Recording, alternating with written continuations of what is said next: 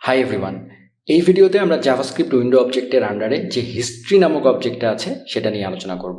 So এখানে যেটা বলেছে যে the window dot history object contains the browser's history, মানে আমাদের ব্রাউজারে আমরা যখন ব্রাউজ করছি তখন আমরা বিভিন্ন লিঙ্কে যাচ্ছি, ব্যাকে যাচ্ছি, সামনে যাচ্ছি, তার মানে কি সে একটা হিস্ট্রি মেনটেন করছে, তাই না? সেই হিস্ট্রি নামক জিনিসটাই আমরা অ্যাক্সেস করতে পারবো জাভাস্ক্রিপ্ট দিয়ে, সেটাই আমরা উইন্ডো ডট হিস্ট্রির মধ্যে পাবো। ঠিক আছে, সো এখানে সেটাই বলা আছে। এবং আসলে সত্যি কথা বলতে এটার মধ্যে দুইটা সিম্পল ফাংশন আছে, একটা হচ্ছে হিস্ট্রি ডট ব্যাক এবং আরেকটা হচ্ছে হিস্ট্রি ডট ফরওয়ার্ড।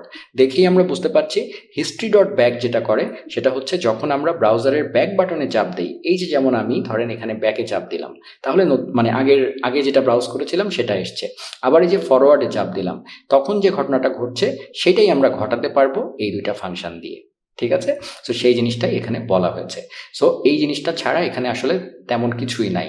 সো আমি যেটা করেছি আগের মতো আপনাদেরকে যেভাবে আমি এক্সাম্পলগুলো দেখাচ্ছি সেইভাবে আমি এখানে দুইটা বাটন নিয়েছি এবং দুইটা বাটনে একটা আছে ব্যাক বাটন আর একটা আছে ফরওয়ার্ড বাটন।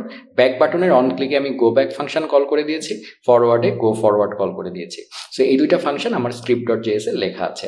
গো ব্যাকে আমি just window dot history dot back এই ফাংশনটা কল করেছি এবং গো ফরওয়ার্ডে window dot history dot forward এই ফাংশনটা কল করেছি।